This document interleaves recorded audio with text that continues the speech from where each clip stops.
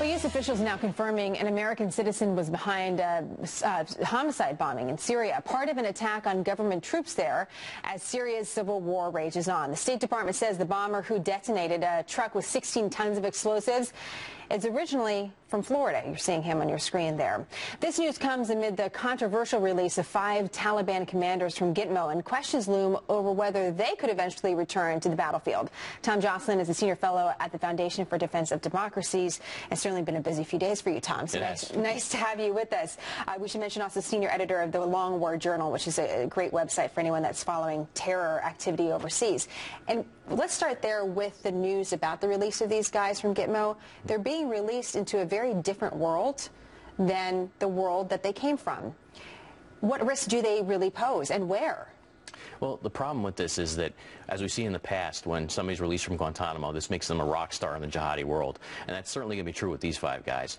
And they're going to Qatar, okay, which even before they go back to Afghanistan or Pakistan, in Qatar they can become part of the fundraising network for the Taliban and Al-Qaeda, which is really, Qatar is a financial hub for these groups. Really? And, so let's talk more about that, because we don't really hear that much about that, Tom. So Qatar really is a center where they can do some active fundraising, even if they can't travel? It is. In fact, the Secretary of State, John Kerry, came out and was praising Qatar and the government of Qatar for the cooperation on these matters.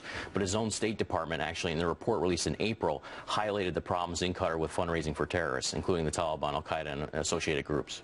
So the biggest risk that they pose now, what do you think? Is it the ability to refill the coffers of Taliban and other terrorist groups?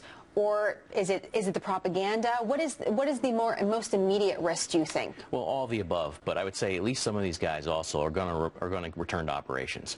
One of their subordinates, a guy named Mullah Zakir, was actually at Guantanamo and was transferred back to Afghanistan in 2007.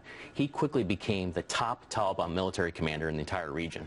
Okay, and he was a subordinate to one of the 5 guys who was just transferred yesterday. Tom, what do you say to the people, including government officials, that say the Taliban overall is not a terrorist organization? In fact, we don't have them listed as a terrorist organization. One particular Taliban group is, but overall they're not. Does that change the way that we deal with those associated with the Taliban versus, let's say, those associated with Al-Qaeda? I think all you have to do is look at the biographies of these 5 guys, and you can see how deeply embedded the Taliban has been with Al-Qaeda all the way back to the 1990s.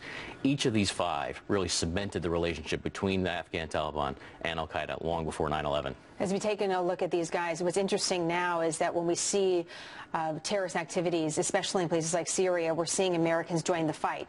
We're going to take a quick break. Tom, you're going to stay with us. We want to talk about the American who is apparently involved in this homicide bombing in Syria and what precedent that sets. We have more with Tom Joscelyn after the break. Joscelyn is back with us from the Foundation for Defense of Democracy. He's also senior editor of the Long War Journal. And Tom, we originally had booked you to talk a little bit about this American. We're seeing him here on the big screen here. Confirmed American who detonated a homicide bomb inside Syria. Tell us a little bit about what we know about this man and why it's significant. Well, we know he grew up in Florida, and he first traveled to Syria, it looks like, in late 2012. And the key point here is that the truck bomb he detonated was on behalf of one of Al-Qaeda's official branches, okay? The group he was working with, he was recruited to fight for, was named Jabhat al-Nusra.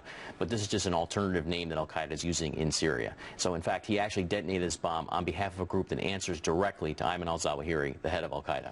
In Pakistan. In Pakistan. Which is ironically the same place where reportedly Bo Bergdahl was being held by a different group, Tom. I mean, as far as birds of a feather, right, that expression, what differences do these lines really mean right now when we look overall at the war on terror? Well, see, that's a great question. It gets to the heart of everything we do, because really what we see is this mix. These groups, the lines between them are not as concrete as some people, including the Obama administration, would have you believe. They want to say that Al-Qaeda is this distinct core entity in Afghanistan and Pakistan that can be droned to death. But what we've seen is over time, Al-Qaeda has built this deep bench by networking with all these groups, both in South Asia and all the way throughout the greater Middle East. So we have a much more pervasive, ingrained problem in the Al-Qaeda network to deal with in the long term. What do you make of the timing? There's so many different moving parts. Here we have Syria, an American detonating a homicide bombing same week that, or we're learning about it the same week the president says we're going to put more resources to helping the opposition in Syria. Then we have this same different situation in Afghanistan. The president says we're going to be withdrawing troops almost totally by the end of 2016.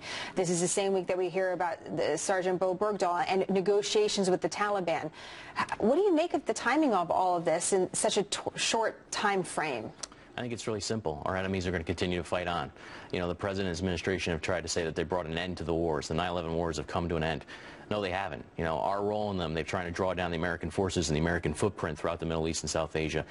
These guys are expanding their footprint, so they're going to keep fighting. And if we want to pretend and put our heads in the sand that they're not going to come for us eventually, they are. They're just right now they're concentrating on other things, including this massive land grab they have going on. What land grab? Well, all throughout the Middle East and into South Asia, you can see them fighting for territory more now than ever. Okay, they're fighting insurgencies in, I think, at least 9 different countries, which tells you just how potent they've become. The Wall Street Journal says that this is part, and this is an editorial page often very critical of the president, says that really the U.S. is tiring of its anti-terror fight. And that's what we're seeing with the policies that are being put in place. If Tom Joscelyn had to create the policies that we would put in place instead, that you say would make us safer, what would it actually look like when it comes to a footprint of any?